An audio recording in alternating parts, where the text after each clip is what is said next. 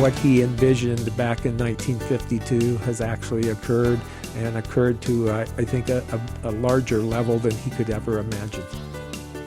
This is the James Cancer-Free World podcast. I'm Steve Wartenberg, and this is the third in our three-part series celebrating the 30th anniversary of the James Cancer Hospital. Since 1990 and the opening of the James, there have been 5 leaders of the James and the Comprehensive Cancer Center. These 5 are Dave Schuler, Clara Bloomfield, Mike Caligiuri, Bill Farrar, and Raphael Pollock. In part 1 of this series, we talked with Dave Schuler. In part 2, our guest was Mike Caligiuri, who told us all about the amazing impact of Clara Bloomfield, who passed away in March. In this episode, we're going to talk with the 2 current leaders, Bill Farrar, the CEO of the James, and Raphael Pollock, the director of the Comprehensive Cancer Center. We're going to start with Bill Farrar, who first came to Ohio State in 1975. Long before there was a James. But even back then, Arthur James, one of the top cancer docs in the Midwest, had a dream of building a state-of-the-art cancer hospital. Bill will fill us in on Dr. James, who was his mentor. But first, let's start with a great story from Bill about how, if everything had gone according to plan, we would have celebrated the 30th anniversary of the opening of the James last year.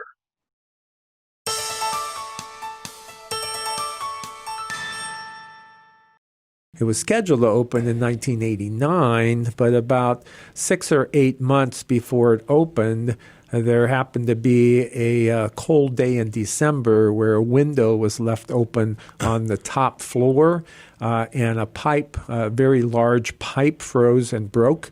And it was discovered by a patient in the middle of the night from water coming under the door into the construction of the James. In which building was this? This is the new James that was scheduled to open in 1989. This is where this flood took place. Exactly. So the flood waters went from the 13th floor all the way down to the basement. Oh, my goodness. It took a long time to clean up the water and the damage that it did. It's too bad that happened because Dr. James retired in 1989, and would have been, I think, very nice for him to do the first operation in the cancer hospital. But he did take the first patient into the cancer hospital in a wheelchair. So he took him from where to where? Their bed in Doan Hall. Okay. And took him down the hallway and moved him into the new bed in the James. Did they build that new wing for the James Cancer Hospital, or was that an existing building that they converted?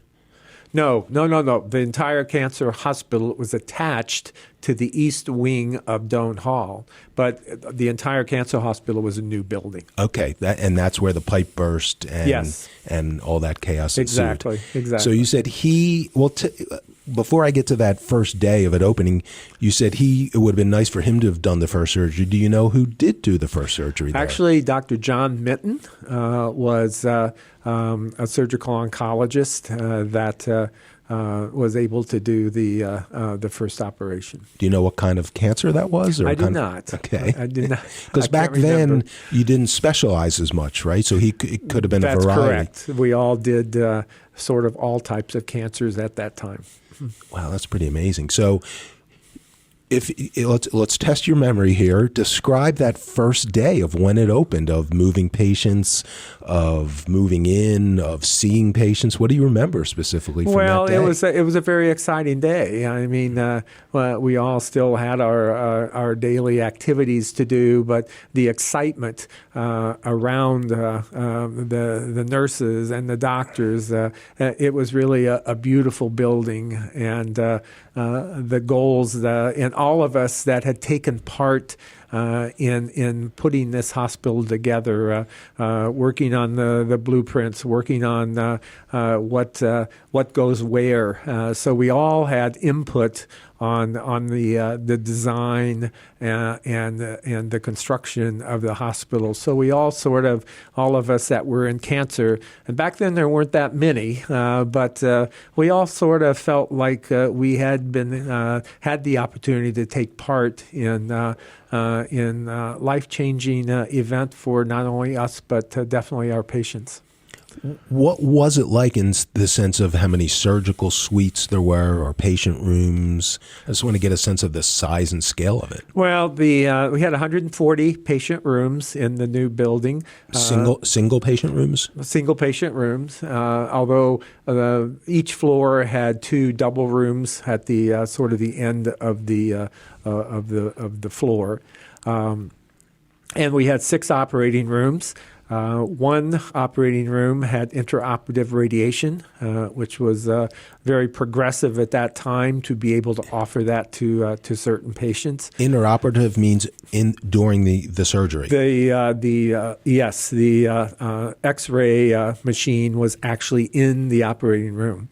And so that gave us the opportunity to while patients were asleep halfway through an operation to radiate certain areas that we were operating on to give them better outcomes.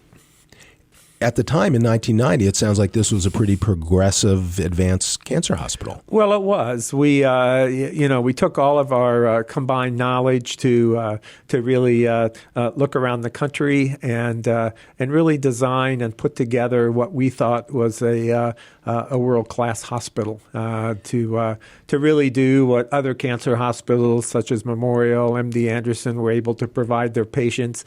That was Dr. James's vision to provide the patients in Ohio and surrounding states the opportunity to experience the top flight treatment that people were getting at the other cancer centers. Yeah, talk a little more about Dr. James's vision. And I remember you telling me before that he had been dreaming of this for a while and that there had been a couple false starts and that just didn't quite work. So how far back did this vision go and what were the steps that finally made it possible? Well, he finished his surgical training. He was in World War II, and he came back and finished up his fellowship at Memorial Sloan Kettering in 1948. And at that time, came back to Columbus. He grew up in southeastern Ohio, and so he came back to practice at Ohio State. Soon after he got back, about around 1950, he really saw that the treatment that patients were getting at Memorial was completely different than what we were able to offer cancer patients in Central Ohio. So he really went on a drive to build a cancer hospital in Columbus, Ohio. And actually, there was an article in the Dispatch in 1960 titled "Cancer Hospital to be Built in Columbus, Ohio." It didn't get passed by the state legislature at that time, but that didn't stop Dr. James from putting together a foundation that included all the wheelers and dealers in town, from Dave Thomas to Dick Soloff and many more, to really work on this concept. And it basically took him 30 years to get that job done.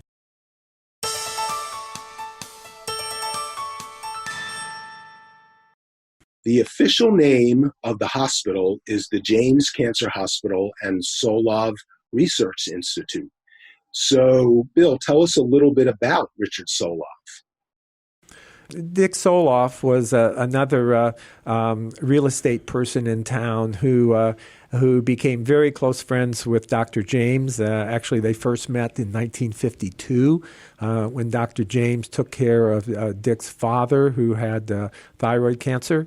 And they became very close friends after that. And Mr. Soloff really bought into Dr. James' vision of a cancer center, and actually made a very large donation soon after the cancer hospital opened of I believe it was around $20 million at the time, and that's why it's called the Arthur G. James Cancer Hospital and Richard J. Solove Research Institute. So he did make a donation, but I believe the hospital was already opened at that time, but it really helped with funding a number of major research projects.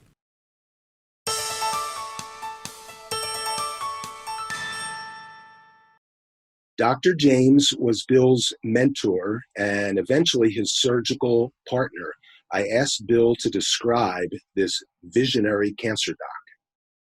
Well, Dr. James, I got to know him obviously very well, and he came across as a very quiet person. He wasn't as quiet as a lot of people thought, but he was very compassionate. He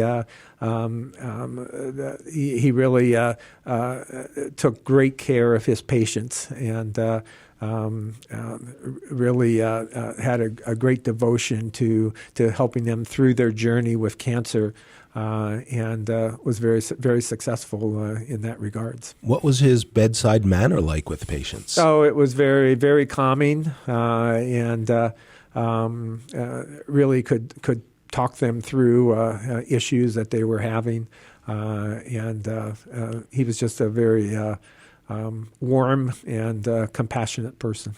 What did you learn from him? Just that patient care. Yes, anyone good enough can do an operation, but how to get the patient through their journey with cancer, I think is just as important to deal with their emotions and help them get through their cancer, not just by the procedure or operation or drugs that you can use, but to really deal with their problems and concerns that they have to get through their cancer care.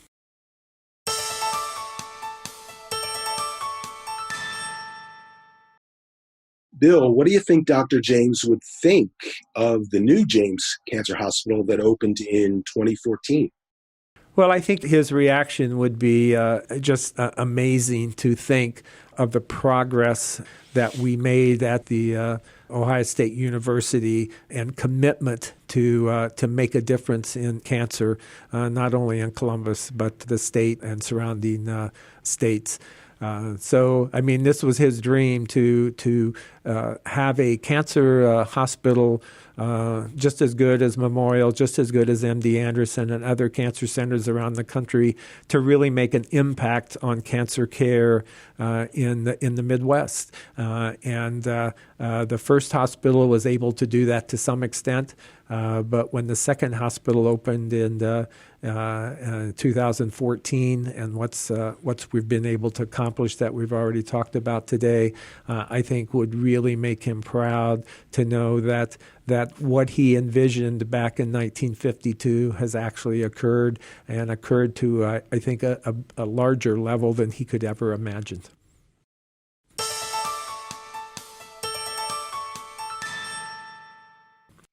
The opening of the Stephanie Spielman Comprehensive Breast Center in 2011 was another huge step forward.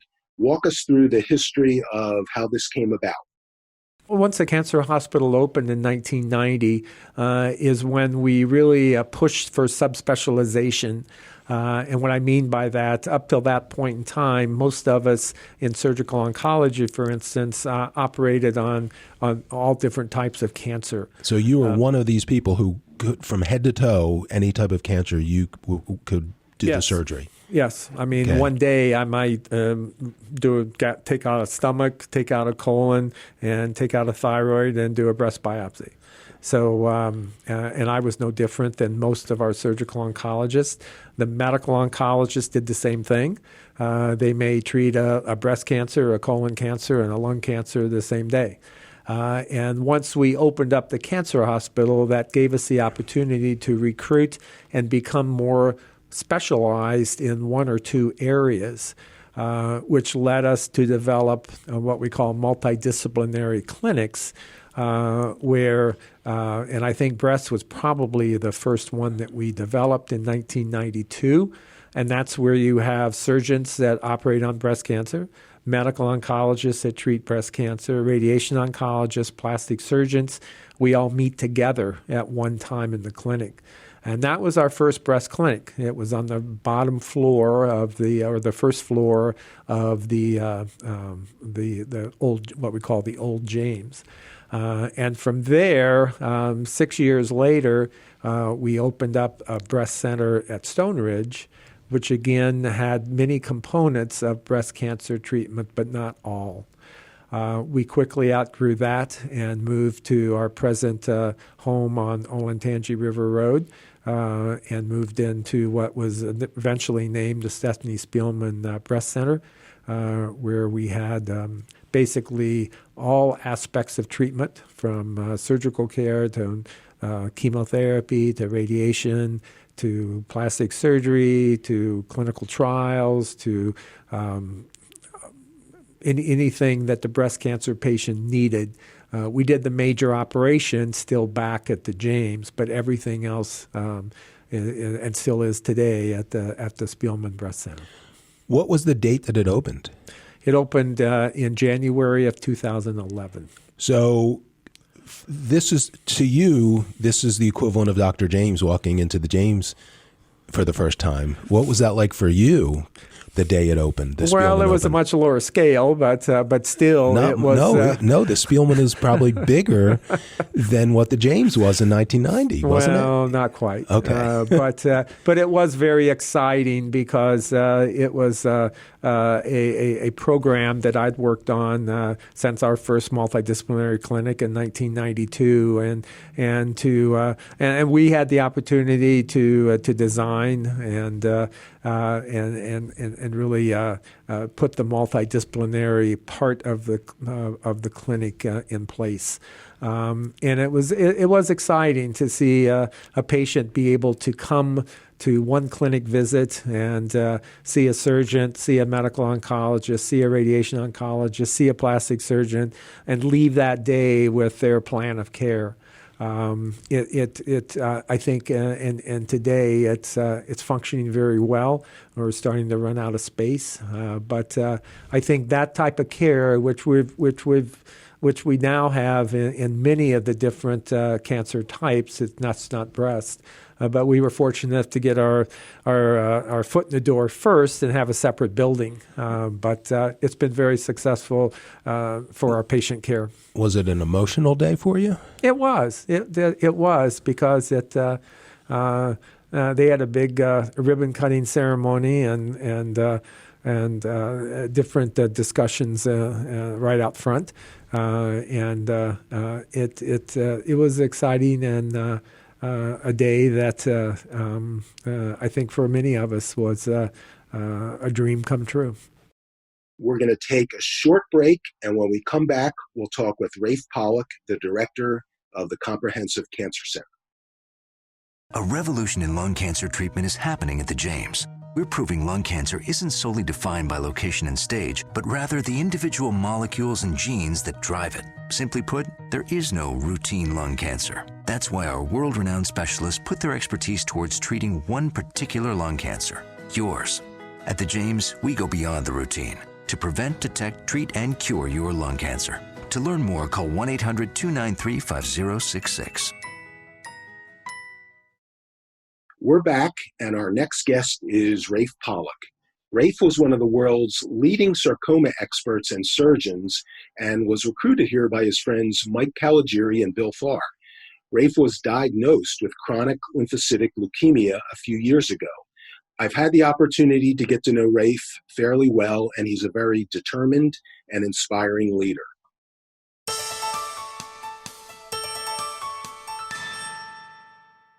I came up at the very end of August 2013, and my initial appointment was as head of the Division of Surgical Oncology and also Surgeon-in-Chief for the James Cancer Hospital, with an understanding that I would be participating in the sarcoma clinical care and research program, given that that's what I had been doing in my previous employment at the University of Texas MD Anderson Cancer Center. So you came from what's generally regarded as one of the top 2 or 3 cancer centers in the country. Yeah. Why leave? Why come here? Well, I had served as chair of the Department of Surgery there for 17 years, which was a long period of time. And I was interested in some new challenges. And so as I thought about the possibilities, a number of people suggested that if Ohio State was a consideration, that I should look very long and hard, because Ohio State was an institution that had ample resources and was poised to break out of the pack and move forward in a rapid growth phase, where if I came, I might be able to participate in a leadership role almost from the get-go. And so I had been here several times as a visiting professor. Bill Farrar, my predecessor as head of the Division of Surgical Oncology, was a good professional friend and invited me up a number of times for visits. So I was aware of the institution and its interest in cancer, and it was a great fit for me to be able to come here, and I'm just very honored that I was selected for this role. So in August of 2013, where sort of was the cancer center in terms of just nationally or in the quantity and quality of research? Well, it already enjoyed a very strong national profile and visibility, initially under the leadership of Dr. Clara Bloomfield, and then subsequently under the leadership of my friend Michael Caligiuri. So it was clearly tracking in a very positive direction. We've talked elsewhere about the Cancer Center Core Grant, and there was a steady improvement in the overall scores that grant process had been achieved here at Ohio State. So it was clearly a center on the march in a positive direction, and that was also very exciting to be able to be part of that.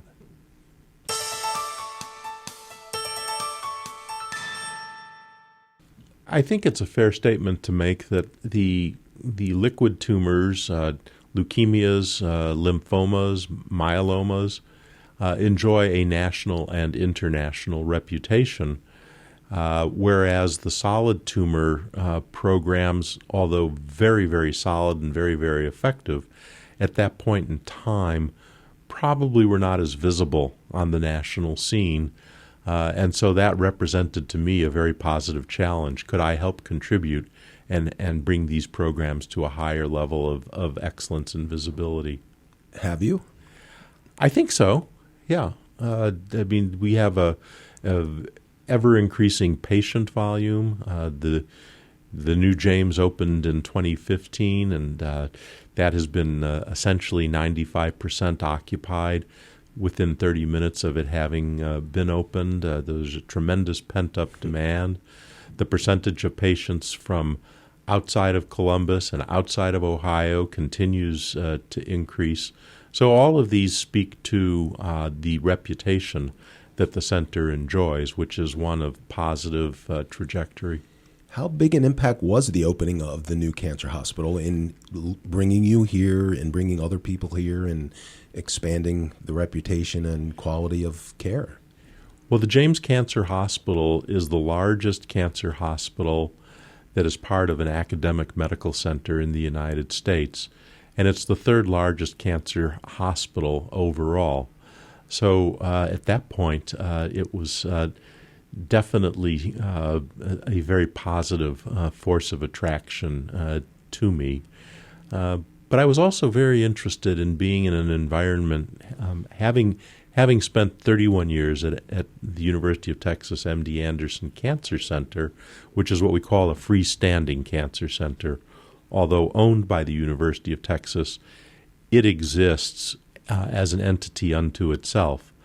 And I was interested in seeing what it was like to be in a matrix cancer center, which is a cancer center that's embedded within the fabric of a university, because I was at a point where I wanted to broaden my horizons. And so this definitely spoke to me in that regard. Rafe didn't want to end before he had a chance to talk about his friend and colleague, Clara Bloomfield. Clara had a tremendous vision and drive to help move the cancer center from a relatively small component of the medical center into a very large dominant force that would be visualizable on the national level for excellence in research and patient care.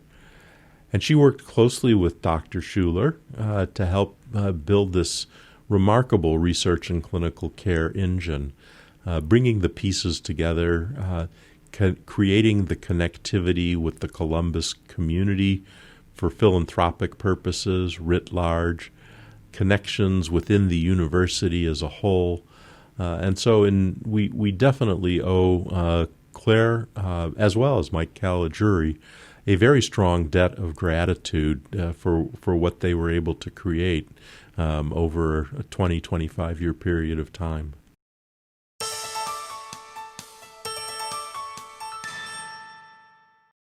I think we owe a debt of gratitude to everyone at the James and Comprehensive Cancer Center for 30 amazing years and for creating such a fascinating and important history and such a bright future for the James and the Comprehensive Cancer Center and for creating hope for cancer patients. This podcast is brought to you by the Ohio State University Comprehensive Cancer Center, Arthur G. James Cancer Hospital, and Richard J. Solove Research Institute. For more information, check out our website, cancer.osu.edu.